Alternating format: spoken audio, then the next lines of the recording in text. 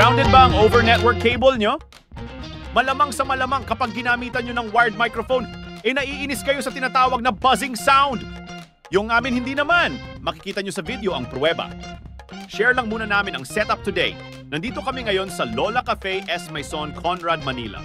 Meron kami ditong basic sounds and light setup, ceremony, and reception wedding event.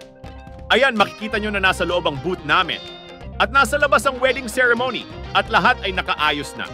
Kapag ganito ang setup, medyo may kalayuan ang kailangan namin gapangan ng linya. Dito namin ginagamit ang aming 4 channels over network cable. Makikita nyo na connected ang channel 1 and 2 ng over network cable sa channel 5 and 6 ng aming mixer.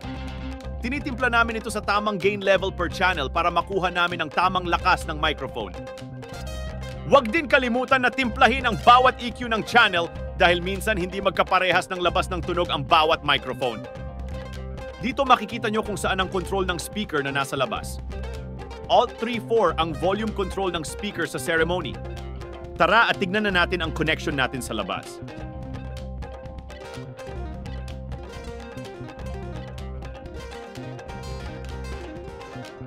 Ayan, at binalagbag lang ng mga stylist ang ating gamit.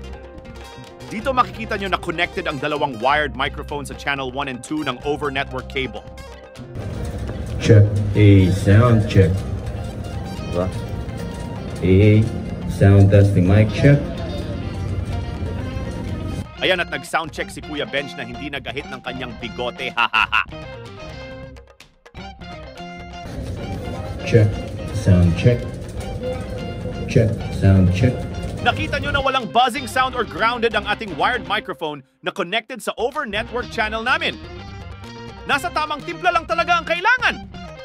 So, ito yung ginagamit natin doon. So, pag inangat natin to, diba? Mag-ano na siya eh. Ano tawag dito, mag-feedback na siya kasi malapit siya dun sa ano. Pero wala siyang humming kahit anong kahit anong itaas natin sa kanya, di ba?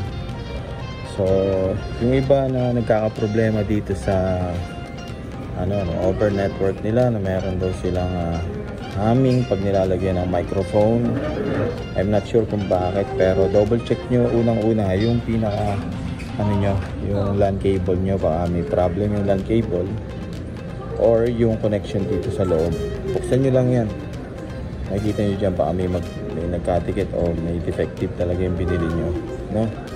So the best tong over network cable na to, no? Lalo na sa mga ganyang kalalayo. Nakita nyo naman yung haba ng nilakad ko kanina, pero ang nilatag lang namin doon is ito lang ang nilatag namin doon para sa microphone natin.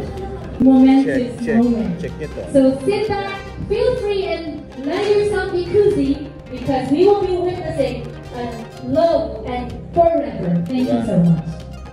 Oh, di ba? Nakita nyo kung gaano kalinaw ang microphone natin? The best, di ba? Tayo. So ito yung kay Pastor, ito yung sa couple. Maliban sa bungang ng punong kahoy na nagbibigay ng kaalaman tungkol sa mabuti at masama. Painggan niyo sa speaker. Wala talaga tayo. Iyon. Mamamatay ka kapag kumain ka niyon. Matapos gawin ang lahat ng diba? ito, so, sinabi ni Yahweh, effective talaga. hindi mainam na Yan. So maraming salamat sa mga nanood hanggang dulo, no? Naway nakatulong yung sample namin ngayong araw para makita nyo na itong over network cable na to is useful sa mga ganitong basic na event. Para na rin siyang snake cable kung tutusin. So hanggang dito na lang kami. Sa lahat na hindi pa nagsasubscribe dyan, no? Subscribe na kayo dyan sa baba. Maraming salamat. Thank you and God bless.